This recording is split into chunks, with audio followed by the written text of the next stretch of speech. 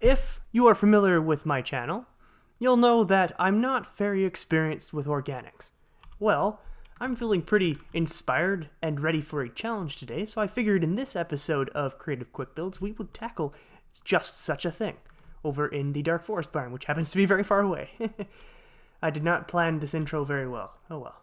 And I figured the perfect place to put an organic sculpture would be right next to my old fairy village that I built right in the beginning of this series. And actually, now that I'm here, I see this ravine, I think I want to build a plant in here. Now, my idea for it is, you know, the very monstrous type of organic. I want to have a giant plant with teeth and maybe a tongue, I don't know, eating something, or maybe not eating something, but maybe definitely looking like it is capable of eating me. So, without further ado, let's stop wasting any time rambling and let's get it together and build the base structure and see where we're at then. I'm starting to think I've bit off more than I can chew with this one. Now, as per usual with our planning process, we use colorful blocks to block out the shapes we want before we detail it in the case of something unfamiliar that we're building, or in this case, unfamiliar and complex. Now, you might be wondering, Kian, why aren't you using your regular colored materials like concrete? And that's because I want this to be a colorful build, so I'm not quite sure what types of colors I will use. However, I do know I will not be using this ugly arrow block. So, it's pretty safe for me to use while blocking the shape out, and I won't have to replace it in a hurry and, have a bad time. That's why I'm using these glazed terracotta that I'm pretty sure I won't be using. Alrighty, I think I have a decent plan in place now. I'm actually feeling pretty good about this. Okay, so you can see there are 3 different appendages. There's the pink ones, which are going to be leaves, and the reason I don't have 4 for each corner is because a lot of times in nature, plants aren't symmetrical, they aren't perfect, so I wanted to make this one imperfect and not symmetrical, which means, of course, only having 3. Now, these orangey blue bits are going to be its grabby arms, because being a carnivorous plant, it needs some way to lure its prey in, and it's not patient enough to just wait for the prey to walk into its mouth, so it has to grab it and toss it in.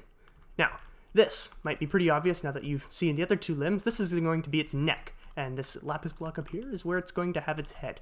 Although I might lower the head down to about here, or maybe even lower, depending on how the leaves and grabby tentacle arms go. So, I think that's what I want to work on next. The grabby tentacle arms and leaves. Figure out what kind of blocks I want to use. And you can see I already have some kind of idea going on. I kind of want to do a gradient with these. Although, maybe this one doesn't fit. Maybe just these 3. Yeah, there we go. Okay.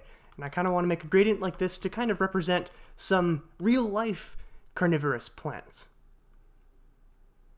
One strategy that I find works really well when trying to replace blocks in a sort of strategy like this, where we make the frame out of something completely different, is clicking your buttons. Didn't work that time.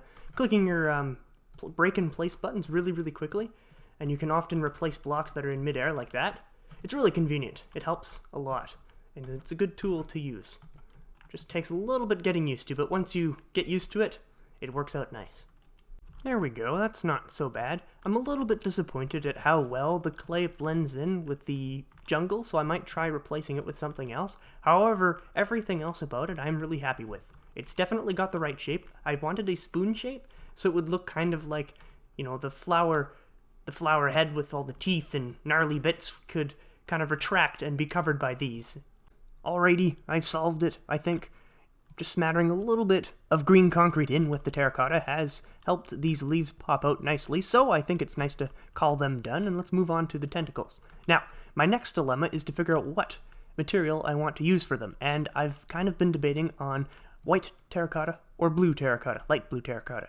Now, the reason I've chosen these light colors is dark colors just won't do. They'll blend in too much with the leaves and the surroundings below. So, it's just between these 2 colors, and maybe I'll figure out a 3rd color if I'm not happy with either. However, I am leaning towards the light blue terracotta simply because it blends in better with the palette.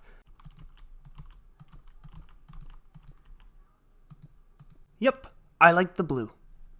And now for the most difficult part of this building process, planning the main feature, the head. I don't really know what I'm doing, so this is going to be a little bit of an adventure. It looks kind of like a jester hat.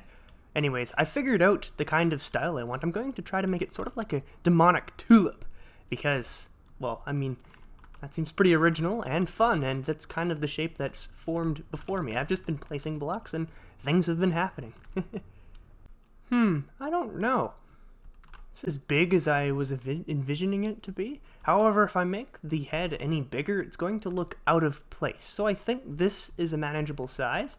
You can tell I kind of struggled with putting detail in here because the blocks I have to work with, the colors and stuff, take up a lot of space. I mean, you know, having a bunch of stairs plastered around didn't really work that well. It just made it look, well, like he had a bunch of quartz in his mouth. And I don't want that. I want it to look like he has teeth.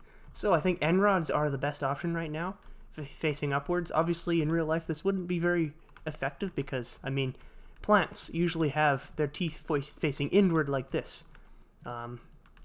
Like the Scarlet Pit from Star Wars, for example, to, you know, prevent any escapees. However, of course, end rods, they can only be placed like that or like that. So it wouldn't really work for the diagonals I had needed for this. So I've just had to kind of put them vertically.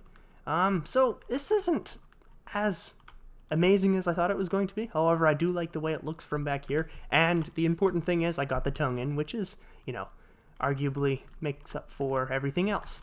So, yeah, I think that's that for this. Now, the next and final step for this build, I know we're almost done already, is to work out what's going on down here, because right now it's just floating, and we can't have that. I'm actually kind of regretting building it in the ravine now, because now I have to detail down here and put a bunch of roots and stuff, whereas if I built it in the field, we would be done by now. But, you know what? We're always here for a challenge, and that's what I said at the beginning, so that's what we're going to do. And the natural first step in this process is to clean up this horrendous mess that is the bottom of the plant. I mean, you can't even tell what it is from down here, and we can't have that. That's just not good. I mean, look at this. There's these pink blocks everywhere, and these colored terracotta. I mean, holy crap. Man, I am a messy builder.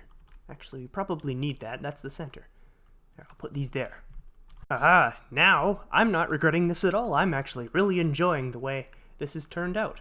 And it's pretty much done. I've just got a couple more things to talk about. So, my idea for this is that the plant is mobile. It travels around, and right now it's been rampaging through this forest and has kind of fallen into the ravine and is now getting out. So, yeah. So I've added some tentacles down here too. These are the walking ones, and these are the grabby ones. So these ones are probably a little bit shorter. Now, I did try to add little claws to them, however that just seemed too messy, and this is already a very, very messy build, so I took them out. However, I did add a bit of a stinger, because why? Because I want to, you know. What makes a plant even more deadly than having teeth? Well, you can add a stinger as well, and there you go.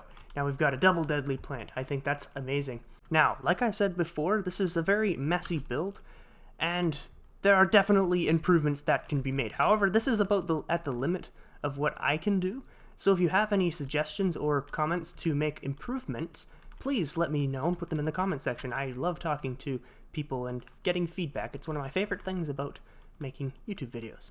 Anyways, I've said all I really want to say about this build. It's now that time again, so yeah, thank you very much for watching. I hope you enjoyed, and more importantly, I hope you are inspired to build monstrous deadly tulips, although this kind of turned into not a tulip in the end, in your backyard or Minecraft world. Thank you very much again for watching, and I will hopefully see you next time on another one of my videos. Take care.